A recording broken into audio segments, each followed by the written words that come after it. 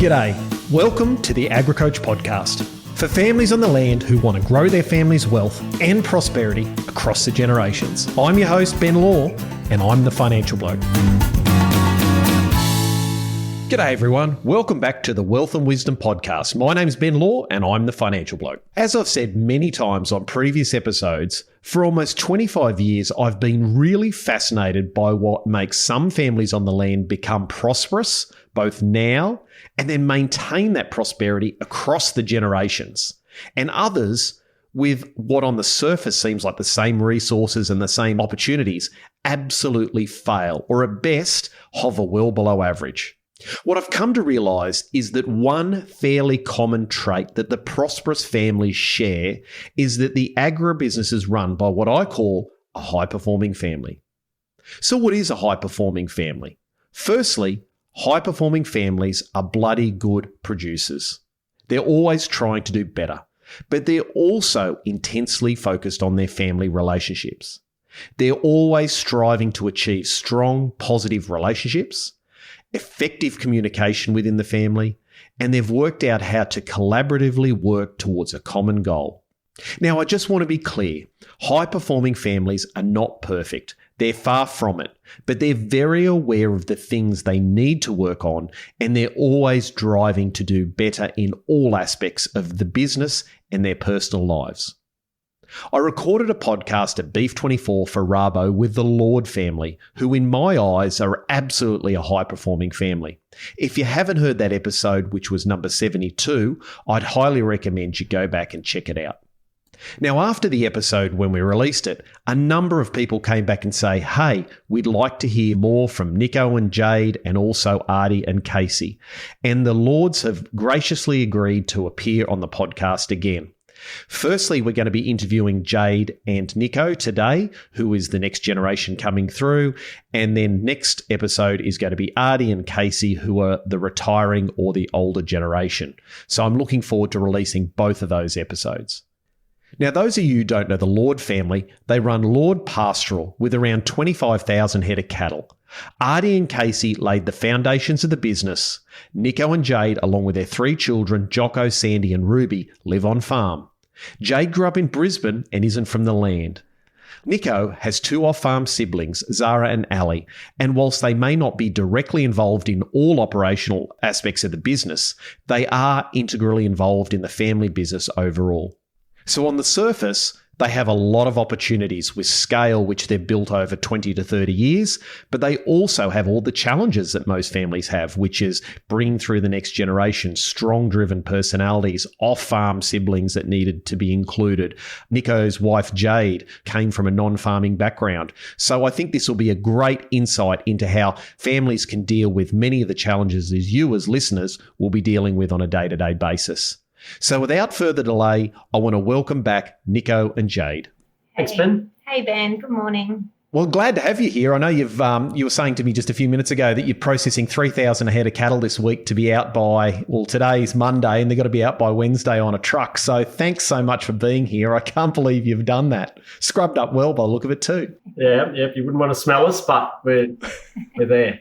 Excellent. Well, Nikko, the event up at Beef Week, I know you were live and Jade, you videoed in, but we got some really great feedback. And one of the things that people said was it's such a short period of time and we'd love to hear more about the Nikko and Jade story in the family business. So can you start us off, Nikko, with just a bit of a rundown of the family business that you've got up at Richmond in Queensland and how you and Jade and the kids fit into that? Yeah, definitely, Ben. So personally, thank you for having us here today. It's very humbling to be asked to come back again and be a part of the talk, and it was especially after Beef Week, which was a very awesome process to be a part of. So thank you. And so our business, I came into the business 38 years ago, and when I was born into the business, and I say that came into the business because we very much were a part of that from a very young age. Mum and Dad took us on the journey of what they were doing and the why they were doing it. So we were very much entrenched in that.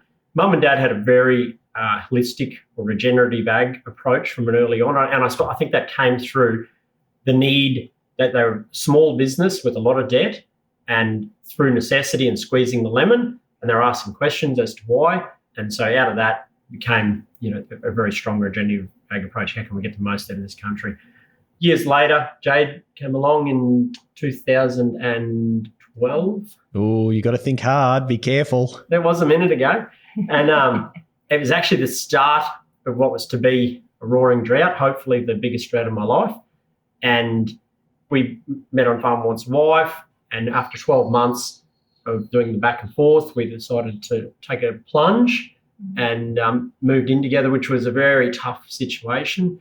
Overnight I got a roommate, and Jade was working for me at the time. It wasn't exactly alongside each other.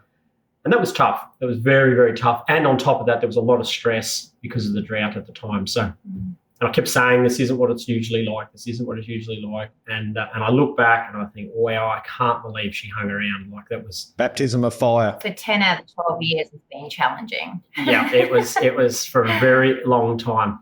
But at the same time, what doesn't kill you makes you. And that very much did. Fast forward a little bit, got the opportunity to buy into a bit of land early on. And there was a collision of goalposts, I suppose, very early on, where I was overseer of my parents' business, and we bought this new place. So all of a sudden I've got a bit of land. I want to stock it, want to go and sink my teeth into it. Yet the business that I was managing was overstocked. So I go and buy cattle, they're overstocked. And there was just we weren't on the same goalpost. So very quickly we restructured to where we are today, where, we've all got a bit of land. Jade and I own some land together. Mum and Dad own some land together. And we lease all of that back into the operating entity, which is Lord Pastoral. People can come and go in and out of that as they please. There's the structure in behind to allow that. And Jade and I, just as of 2 years ago, now own the operating entity, which we run about 25,000 head of Brahman cross cattle, still with a very strong regenerative ag approach. Mum and Dad are still intimately involved in the family business though, aren't they? Yeah, they are, and I'm very grateful for that. Probably 6 days out of 7. We, like any family, we have our stuff, but the good far outweighs the bad. There's never a time that their thirst for going and teaching is phenomenal, and to have that wisdom continually. I'm 38 now, and there's not too often that I don't appreciate having that wisdom there, that little voice in the back saying, just watch out for this and watch out for that. And Mum does all their weaner breaking, which is a very thankless job. We keep sending clean skin weaners out of the forest, and she's there with a team of dogs and breaking them, and that goes for a fair few weeks of the year. So she looks into that. She's very passionate about animal husbandry. Dad does a lot. He does a lot with the marketing, livestock. They both still sit on the board, which we meet quarterly. They pick and choose then outside of that what they want to take on. Dad might take on some development projects or whatnot, and they're spending more time off, which is good. So, and obviously the grandkids are here. So, yeah, it's a good combination. Excellent. And Jade, there's a few kids running around too, isn't there, that Grandma gets to help with? And you're also homeschooling them, aren't you? Yes, I am. So just before this, I literally came off an on-air lesson and grabbed some books and just sent them over to what we call the cubby, which is Grandma and Grandpa's house. The cubby, I love that. And yeah, so she's got all the kids at the moment while we hide out in one of the in the spare rooms over here. No one can find us. Yeah. And it must have been a hell of an adjustment for you, like as Nikko's alluded to come back into the family and deal with all that at the time. Yes, it was. Yeah, no, it's been a huge adjustment, like Nikko shared. And, like I really did step into one of the biggest droughts that they had experienced. So, but I think, when I made that decision to come up and join Nikko, like you said, we sort of went back and forth for a little bit, and we decided that we did want to be together.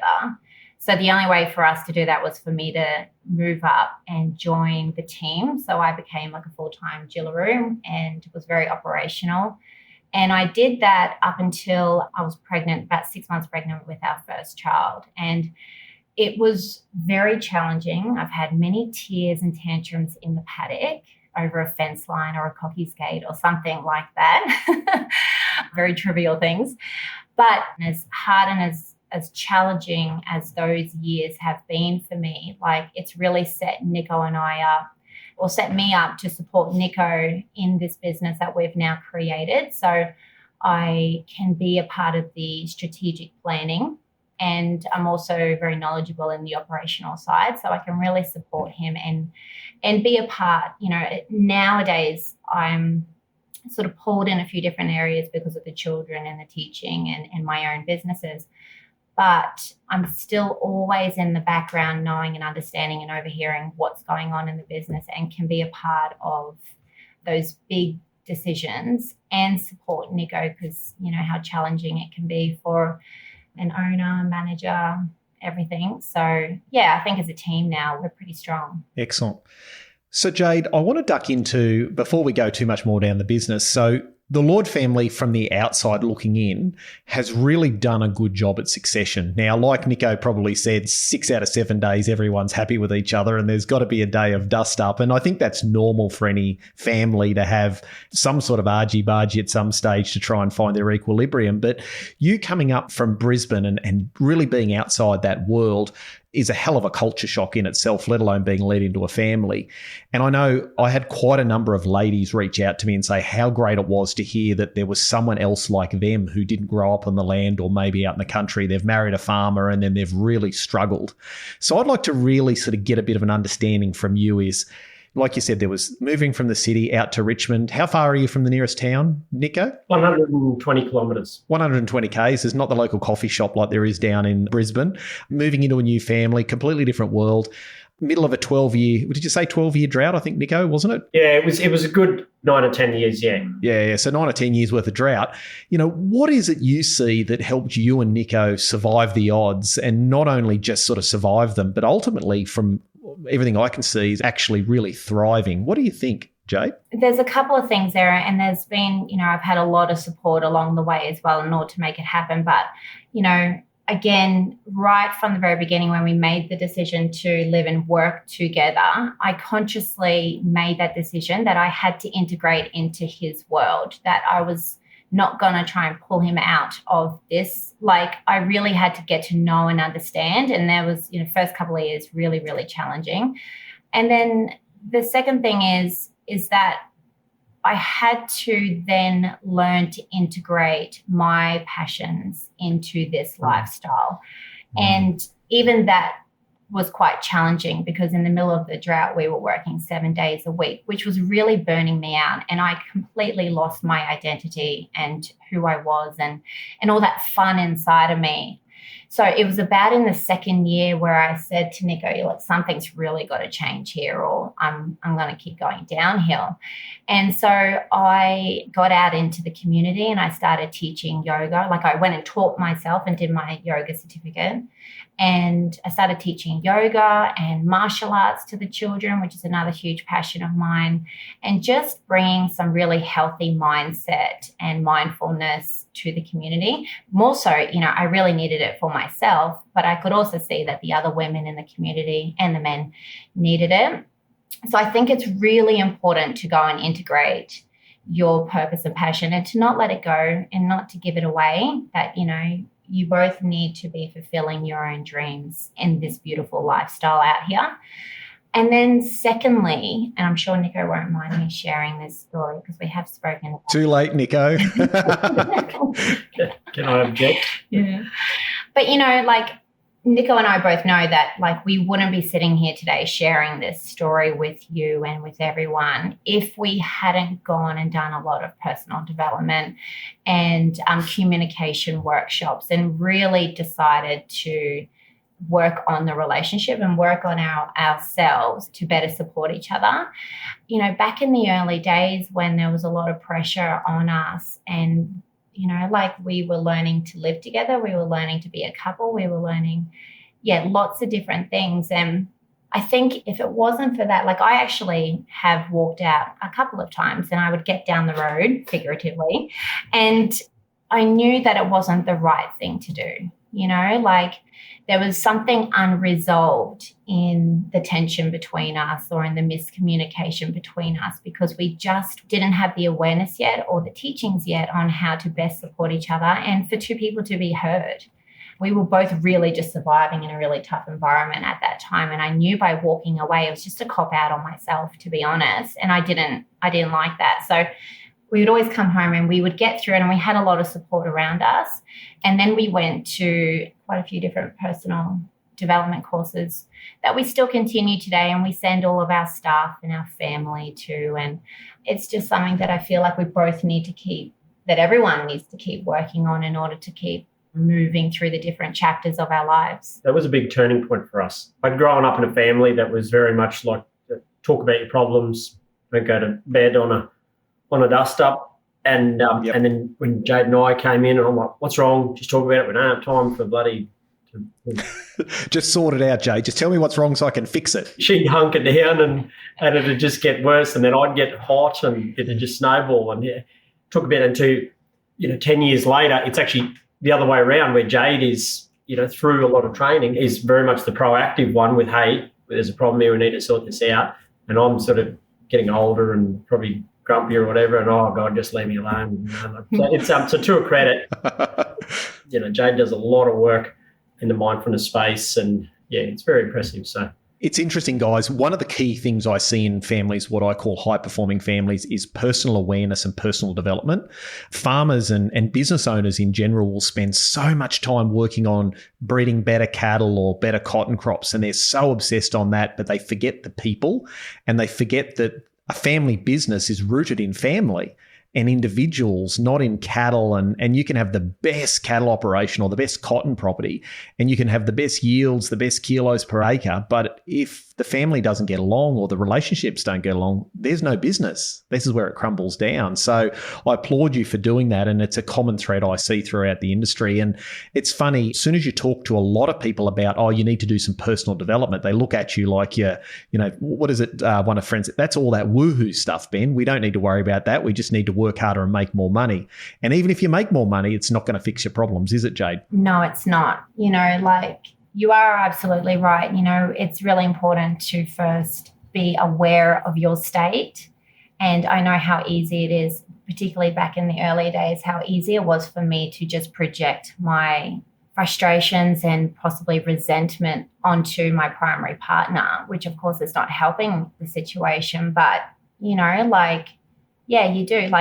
It took me a while to be aware that it was actually my stuff that I had to go and work on and to deal with. And it's nobody else's responsibility to make me happy. I was choosing to be out here. I was choosing to be at Jillaroo. And so I really had to get responsible for my own happiness and for wanting to be out here and wanting to be in a relationship with Nikko.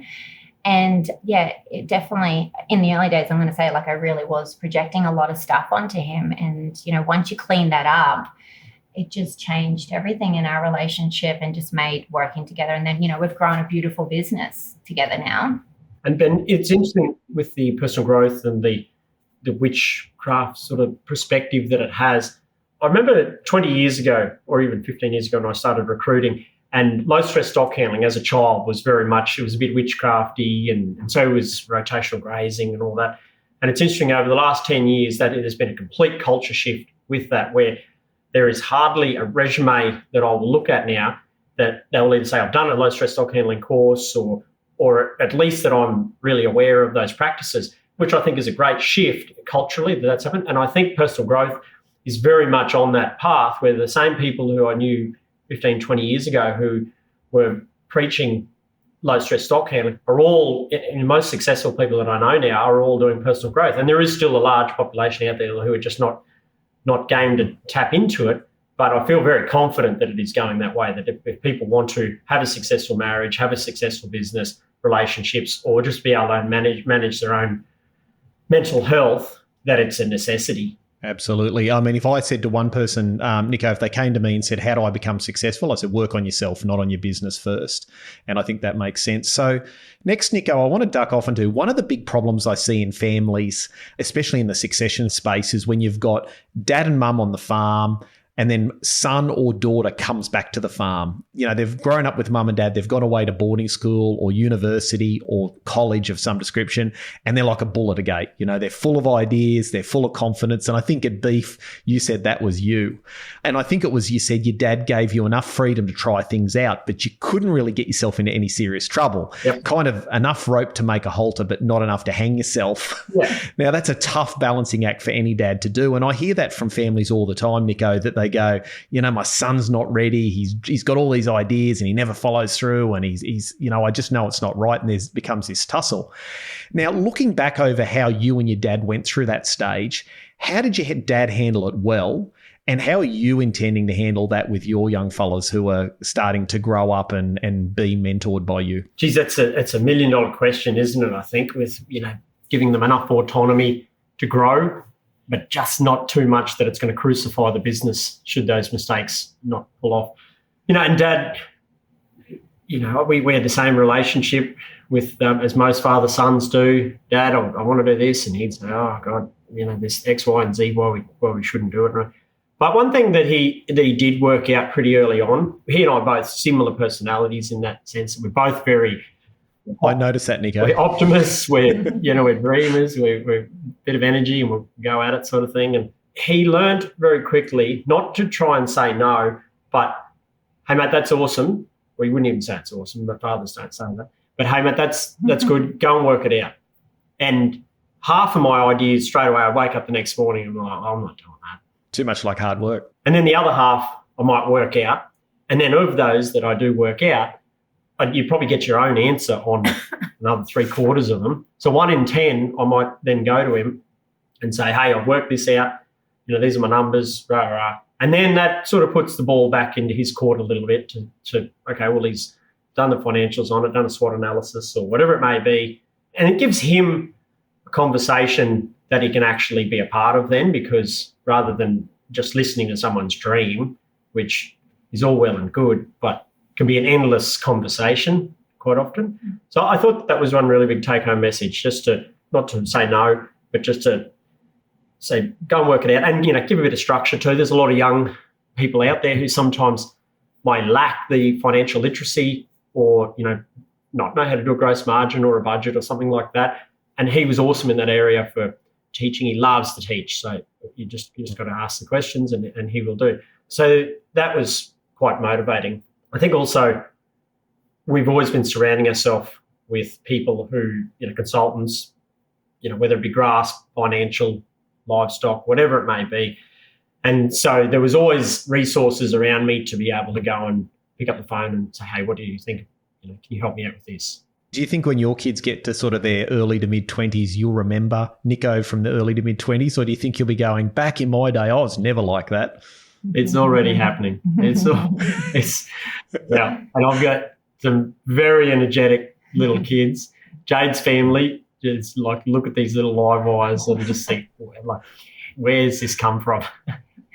Yeah, I know exactly where it's come from. And it's really hard, Jade, isn't it? Because you've got, we want to encourage the next generation, don't you? And you don't want to crush their dreams. I remember there was one thing one of my grandfathers said, which really stuck with me over the years. When I was little, apparently I was very stubborn and driven and a little bit unwieldy, shall we say. I think like your kids might be. And I remember my grandfather said to Mum, he said, he just needs to be applied to something. So bend him, don't break him.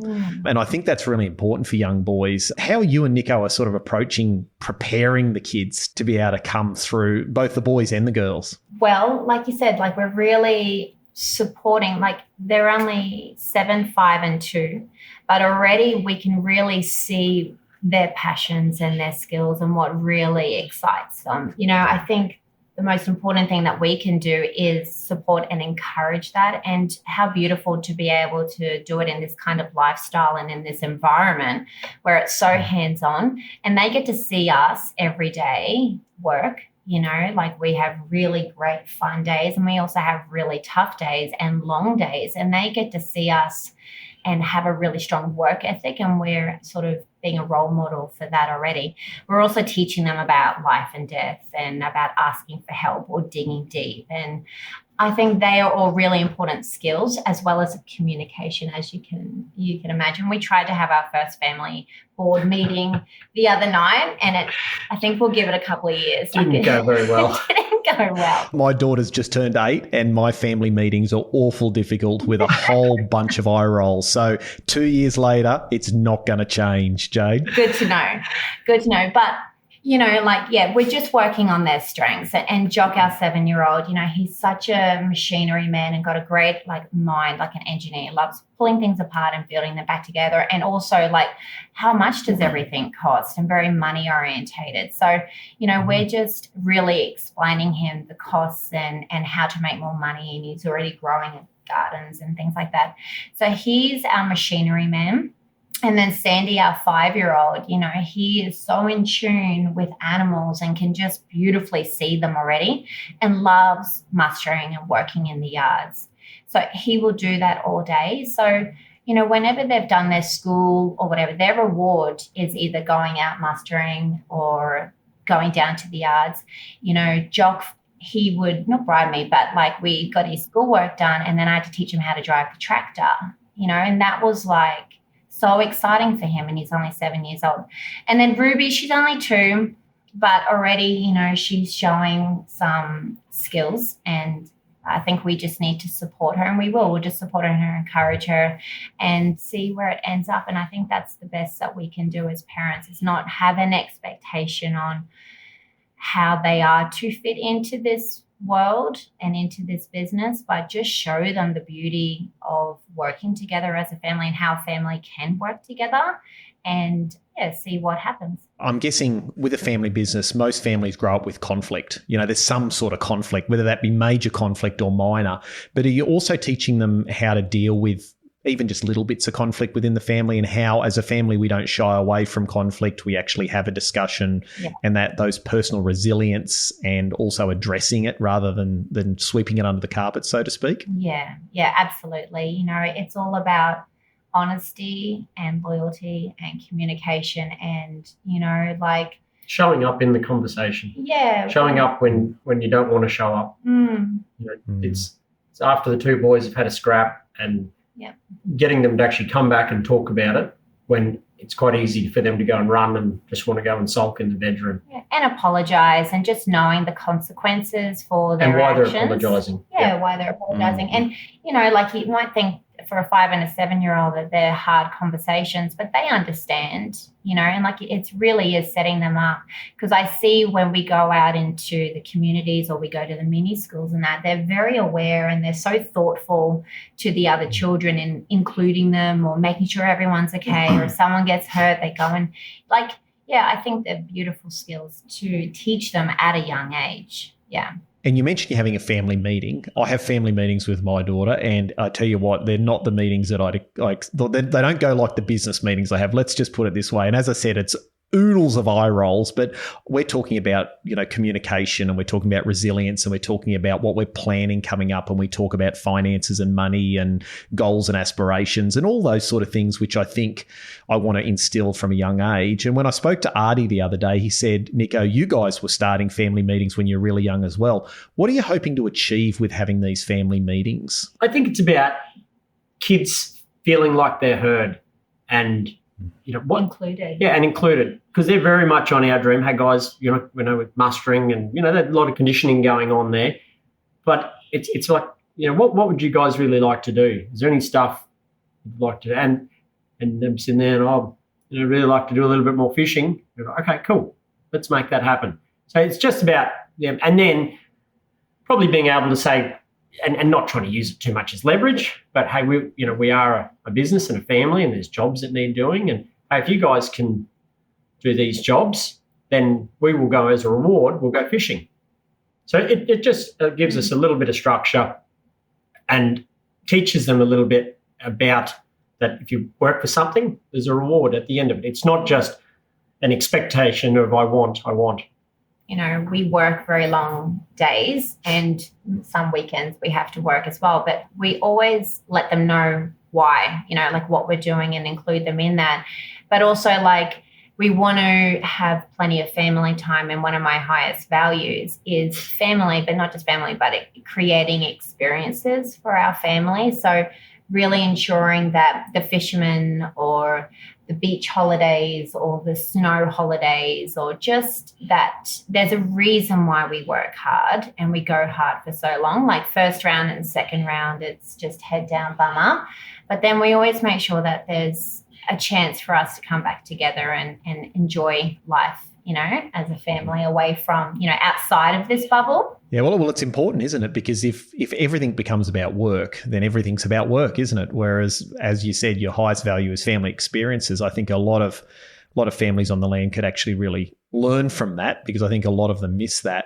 Nikko, just really quickly, one thing you did mention to me, which I'd love you to recount. We don't have a long time to do it, but the red frog trip. Remember you talk about the red frog? And I thought this was really beautiful because like I spent a lot of time trying to teach Sophie about the morals and values and all this sort of stuff, but this was a really cool one. So can you give us the red frog lesson from Nikko? Yeah, so 10 years ago I read a book called The Marshmallow Test.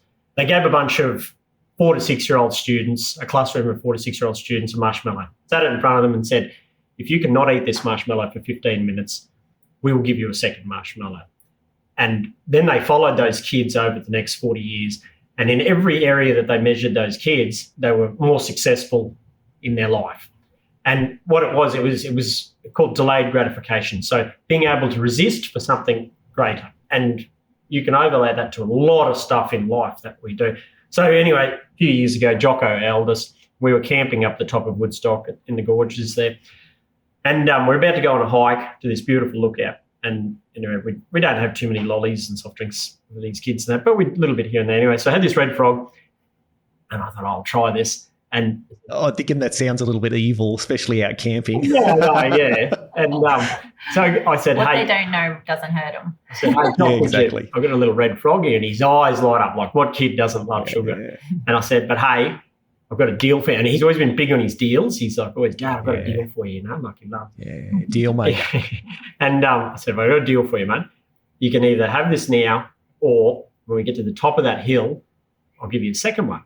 And he's like, yeah, no worries. Sounds good. Grabs it, smells it, puts it in his top pocket, and off we go. It's probably like maybe 3/4 of an hour to get up the top of this lookout.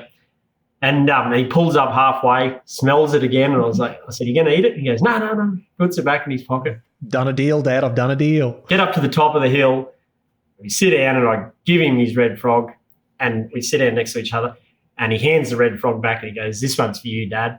And I honestly, it makes me cry telling the story. I just thought, wow, not only did he manage to resist eating the red frog, but he did it to give back to me. And I thought, that was really special to me. Yeah. And these are the lessons I think that we can teach our kids when they're young, because I always talk about, the whole succession process starts when they're born. It's the preparing your heirs. And I think it's something like 25% of succession plans fail because the heirs haven't been prepared. And it's not about being a good cattle producer or a good wheat farmer. It's about all these personal skills. And I think that greatly typifies a lot of the problems we've got in society today. The next generations coming through, and I mean the little ones, aren't willing to delay the gratification. Yeah. It's a real struggle, and I think that's a beautiful experience. And, man, that brings tears to my eyes to hear that, because some days I wonder if my daughter wouldn't snatch the bag of red frogs off me and eat the whole lot. Yeah. Well, just very briefly, I did it to him again 6 months later, and we had a really big Sunday trucking and back and forth, and I made these sandwiches. Anyway, it was a really big day. And we got to about 3 o'clock in the afternoon, and I had a quarter of a sandwich, which was going to be mine. We pulled up at a gate, and I said, Jock, this is my only bit of sandwich for the day. Can you please not eat it? And I hopped out, get the gate, come back, sandwich is gone. Gone. Oh, no, this is not great. And I said, Jock, you ate my only little bit of sandwich for the day, mate. And he pulls it out from behind his bag. He goes, just joking, Dad. Gotcha. I thought, oh, how good. Awesome. Well, Nikko, one of the things I've also noticed with you, and you've mentioned or touched on it a couple of times today, is the philosophy of what I call is who, not how. And I think a lot of farming families really struggle around this being a jack of all trades. And I know growing up on the farm is you didn't get anyone to do anything for you, fix the tractor, do the fencing, preg test the cows. There was no vets if you didn't need them. There was no mechanics. You did everything yourself.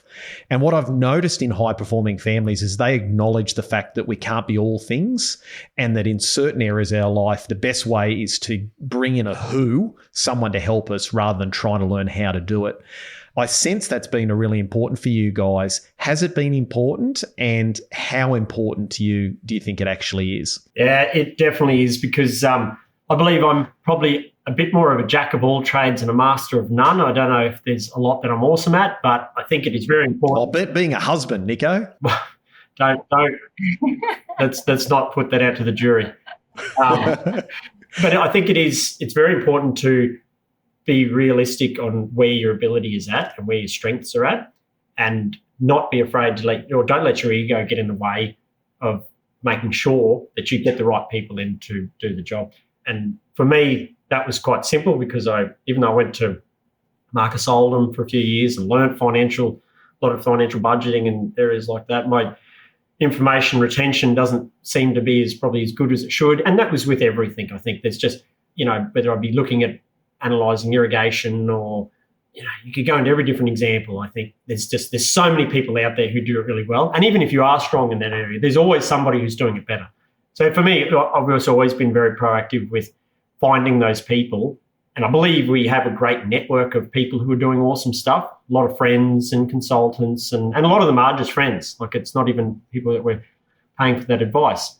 Yeah, I think that is very important too. And the other thing is that people love sharing knowledge. You just got to ring up and ask. So that's always been very easy for us. And it's also been very easy for, that process with Dad while I'm, he says, go and work it out. I'm like, right, the father-son thing, sometimes it's far easier to listen to someone who's not Dad deliver that information. And, so that's worked very well. And I think another thing that Nikko taught me earlier on when I was sort of analysing my own little side businesses and that is that to value your own time. And that was something that I had never factored in. It was just like, well, I'm just got to do every part of the business in order to create it. And I think just what you were saying earlier about being the mechanic or being the irrigator or whatever, it was taking us away from the strategic business, like working on the business instead of working in the business. So I think we have gotten very good at hiring and bringing very experienced, like a mechanic in to take off some of that pressure, which allows us to work more clearly on the business. So I think really valuing your own time and how much you could be doing elsewhere and just letting a contractor or someone come in and work, mechanically or whatever. But I do still think you still have to have an understanding. No one else is going to make money for you.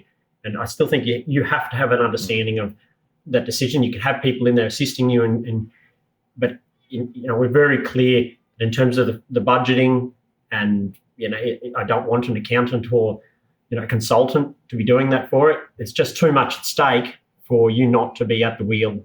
And same with mechanicking. Yes, we have mechanics come in, and we have a full-time mechanic, but you still need to be in touch with what they are doing. Because the spending, or if your R&M is getting out of control, you just need to have your finger on the pulse in all of those areas. Yeah, I use a bit of a phrase, Nikko, that, a lot of families need help. And so there's the operational help, then there's the family help. Like, a lot of families aren't good at communication. They're not good at strategic planning for their family. They're very good on the farm. They're good operators. But when it comes to those strategic decisions, they struggle. They struggle with communication. They struggle with being able to get a plan and then get aligned to that. And what I always say to people, whether it comes to people helping you with that, whether it comes to your accountant, your banker, your lawyer, financial advisor, whoever you get help from outside, you should delegate but don't abdicate. And that's the big problem I find, is that you can delegate it to someone, but you need to have your fingers on the pulse, and you need to understand what they're doing, how they're going about it, so you can keep control. Abdicating means you just hand it over to them and you don't look at it again and just trust that they'll get it right. I think that's madness. Yep. You should never do it, and you should always have an understanding. But what we find is so many people just won't even delegate getting help. They'll say, I just need to do this myself. For number one is nobody else can do it better than me, which is obviously an ego problem. Yep. And number two is there's no money. I know we don't want to spend any money on that outside help because it pulls off the bottom line. And my experience is usually if you can free up your time to do better quality, high value work, you're going to easily get your money back. And I had that conversation the other day with someone that was looking at hiring someone on farm, another employee. And I think it was going to cost them about 80 grand a year for a farm worker in this position. Now, I don't know if that's good or bad, but somewhere in between 70 and 100 grand. And the son said something really interesting. He said, we're looking at hiring this extra person at its cost. He said, but we should be asking ourselves, can we back ourselves to make an extra 70 to 100 grand out of this business by employing someone? And if we can't, well, then we've got a problem. Yeah, definitely. And I think that outside help could really make a difference. Yep. I mean, you've got to be in there doing the $10 an hour jobs, but also not making sure that the $10,000 an hour jobs don't pass you by. Get ignored. Yeah, absolutely. Now, guys, we're running out of time now, and I'm conscious you've got to get back to processing those cattle. So what I'd just like is a little bit of feedback on both of you. Just a quick little thing is I find a lot of young people, and I'm talking anywhere from 20 to 35, that are in families that aren't good at communicating. They're stuck. They're driven, they're motivated, they're hardworking, they're kind, they've got good values, they want the best for the family, but they're just stuck. Nikko, I'll start with you, mate. And Jade, if you'd like to follow on, what's some advice you give those young people to sort of get them unstuck and get them pushing forward and getting some results? I think find where your passions are. Because I think it's a little bit the old saying, if you enjoy what you're doing, you'll never not work another day in your life. And then it comes back to finding the people around you that can assist you to be there. But if you're not passionate about what you're doing, it's a slog, I think. So what happens if they're in a passionate, like they love agriculture, they're stuck in this difficult situation? How do is it a personal development thing? I know you mentioned something the other day that if you work on yourself and then everything else fits into place. Yeah, definitely. It's the blame game gets done too much these days, and I know that when I was able to give that up and start looking at myself and what I could change, and it was a butterfly effect around me with everything. So yes, definitely come back, strengthen yourself, educate yourself, get on top of whatever blame that you might have. And sometimes you might need to get out of that situation. But that whole mentality of trying to change other people, especially when it's dads, it's a tough slog. And I've seen some very close people around us and it might take 20 years before dad actually really sees what you are doing and how well you are doing it and starts to let you in. But it'd be better than the rest of your life and him not ever letting you in. So I think sometimes you've just got to be very clear on where you stand, the people that you're going to let into that circle, whether it's people you do business with, friends or whatnot, but be very clear on who you are as a person and who you let into that. And sometimes if your family aren't up to being in that, stop trying to change them. But for your own marriage or whoever it may be, put a stand, this is how you will talk to me, and you leave it at that. Don't fight, don't go and retaliate or think you're going to change them. But 9 times out of 10, when I've seen people tidy that up, including myself, people start looking at, what's this guy doing? Like he's a completely different person. And when you clean that up, it changes how they will talk to you, how they respect you, and it all comes from you respecting yourself in the first place. I love that. Jade? Yeah, I agree with that as well. And I think just like what Nikko was saying is if you are working in a family business and you want to work in a family business, then, showing up as an equal partner rather than the father-son, and communicating in that child and bringing up the childhood wounds and everything, show up as a businessman and go and do the work on yourself, or go and do the research and present it as if it's a board meeting and talk to each other. And I think the father has a role in seeing the son stepping up as an adult, and the son needs to see himself as an adult and communicating it on the same level as each other, just respecting each other for that new chapter of working together, I think is really important.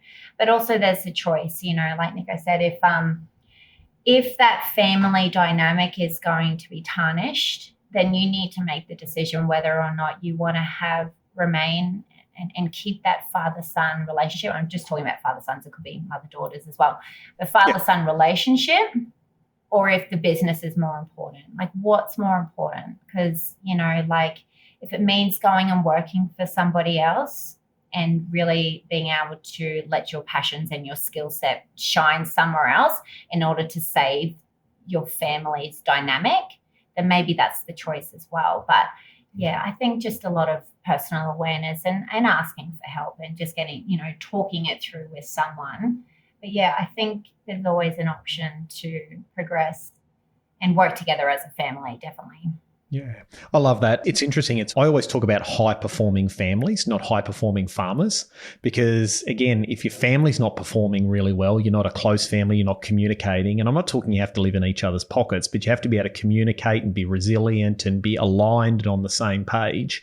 Nothing else is going to work. So for me, I go start with yourself, and then move concentrically out. Start with yourself, get really strong in yourself, move out to your partner, your other half, your family, your extra family, and then start working on the business. And if you start it yourself, you can then build a solid foundation to move on from. Yeah, definitely. And some people, everyone has different personalities, and there's some people that you come up to and straight away you watch your P's and Q's around them. They actually dictate how you act around them.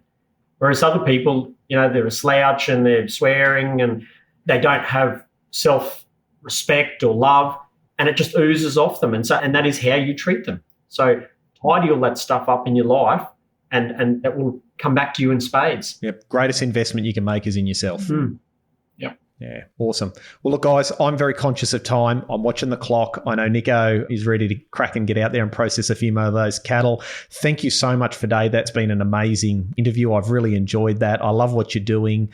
I think you've hit the nail on the head with a few things. Love having you both involved. And look, we only talked about Farmer Wants a Wife about that much. Thank you again, Ben. Righto, guys. Thanks very much and take care. Okay, see ya. See you, mate. Bye. Well, I hate saying this again, but that was a cracker of an episode. I really enjoyed recording it. It was fantastic. Now, I just want to say a huge thank you to Nikko and Jade, and I want to reinforce the fact that it's a really brave thing to talk about the journey families have gone through when it comes to succession and marrying someone and then merging into a family business. And Nikko and Jade were really open and honest, which I love that about them, but I want everyone to understand how big a deal that is and just acknowledging that to Nikko and Jade.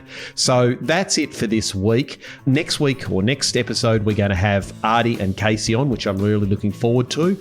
Make sure you go to Spotify or to Apple Podcasts, whatever you listen to your podcasts on, and make sure you subscribe so you know exactly when the next episode had come out. Thanks for listening today, and we'll see you in 2 weeks' time.